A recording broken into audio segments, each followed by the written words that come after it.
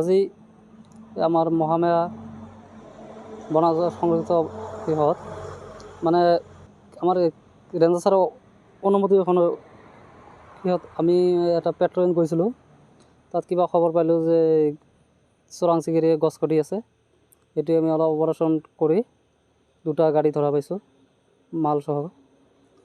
আৰু চেগুন আৰু শালমাল আছে, গামাৰি আছে আৰু এটা গাড়ীত আছে গামাৰি মাল আছিল। মানুহ পোৱা নাই, আমাক দেখি আগতে গুচি গৈছে।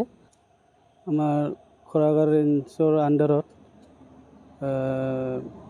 ভালুকজোৰা আৰু সুকানজোৰাত মানে গছ কাটি থকা বুলি শুনি ৰেঞ্জাৰৰ নিৰ্দেশত আমি গ'লোঁ, অভিযান চলালোঁ। তাৰপাছত দুখন গাড়ী জব্দ কৰিব পাৰিলোঁ আৰু এটা সুকানজোৰা, এটা ভালুকজোৰাত।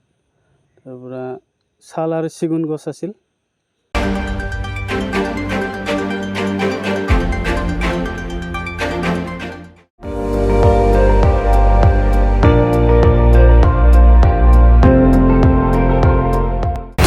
আপুনি চাই আছে ND24, সৰ্বশ্ৰেষ্ঠ নহয় সৰ্বোত্তমৰ দৌৰত।